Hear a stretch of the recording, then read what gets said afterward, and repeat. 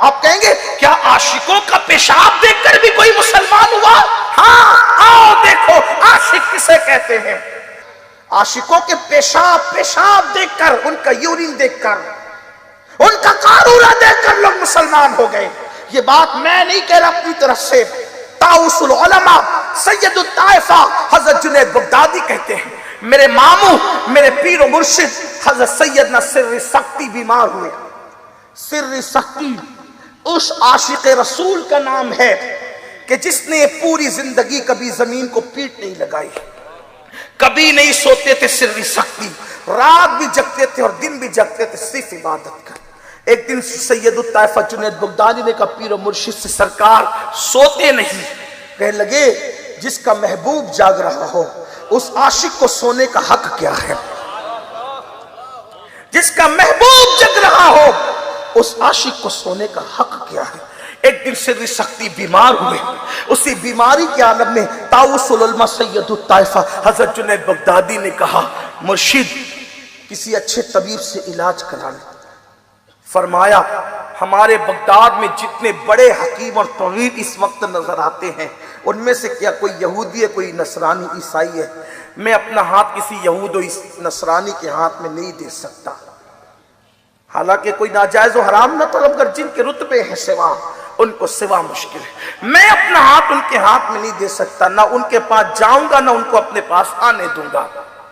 حضرت جنید بغدادی کہتے ہیں میں نے اپنے پیر کا علاج کرانا تھا، میں گیا طبیب کے پاس جو تھا یہودی یا عیسائی، میں نے اس سے کہا کہ میرے ماموں اور میرے پیر بیمار ہو گئے ہیں لیکن نہ تمہیں آنے دینا چاہتے نہ وہ خود آنا چاہتے، اپنا ہاتھ تمہارے ہاتھوں میں دینا نہیں چاہتے کیونکہ تم یہودی ہو۔ اس نے کہا کوئی بات نہیں، تمہارے ماموں تمہارے پیر کو ہم نے کبھی نہیں دیکھا لیکن مرض چیک کرنے کے لیے ان کا پیشاب لانا پڑے گا۔ آج بھی یورین چیک کر کے بیماری نکالی جاتی ہے لیکن مشینوں کے ذریعے سے، اس وقت کے طبیب لوگ اتنے ماہر تھے پیشاب دیکھ کر بیماری نکال لیتے تھے۔ تو کہا کہ پیشاب لے آؤ، یورین لے آؤ تاکہ میں چیک کروں کہ بیماری کیا ہے۔ حضرت سر سختی کا پیشاب لایا گیا، اس نے پیشاب دیکھ کر کے کہا یہ تو کسی عاشق کا پیشاب، یہ تو کسی عاشق کا پیشاب ہے، اور کہا مجھے اس کے پاس لے چلو، میں کلمہ پڑھ کے مسلمان ہونا چاہتا ہوں۔ مجھے امید ہے آپ لوگ یہ کرامت دیکھ کے ہنسے تو ضرور ہوں گے، کھل کے ہنسے ہوں گے۔ باقی یہ لوگ دیکھ لیں، ان لوگوں کی جہالت دیکھ لیں، نعوذ باللہ نعوذ باللہ، اللہ تعالیٰ کی برابری تک لے جاتے ہیں۔ میرے بھائی اللہ تعالیٰ کو نہ نیند آتی ہے نہ اونگ آتی ہے، لیکن یہ لوگ اب مخلوق کو، اللہ تعالیٰ کے پیدا کیے ہوئے ایک انسان کو، ایک ادنا سے انسان کو، جی وہ ساری زندگی سویا ہی نہیں ہے۔ پہلے ان کے 5 مہینے، 5 سال، 15 سال، 20 سال تک چلتا تھا، اب یہ لوگ ساری زندگی تک لے کے چلے گئے، نعوذ باللہ اللہ تعالیٰ کی برابری تک یہ لوگ چلے گئے ہیں۔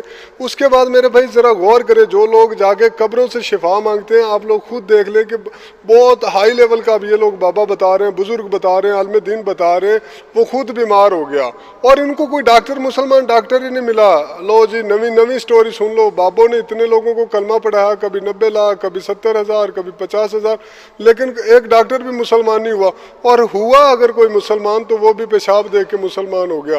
یار کس قسم کی سٹوری ہے یار، قسم سے کوئی سٹوری کی سمجھ نہیں ہے، نہ سر ہے نہ پاؤں ہے۔ رات کو سوچتے ہیں صبح لکھ دیتے ہیں، اور بریلوی عوام پہ مجھے حد آ رہی ہے۔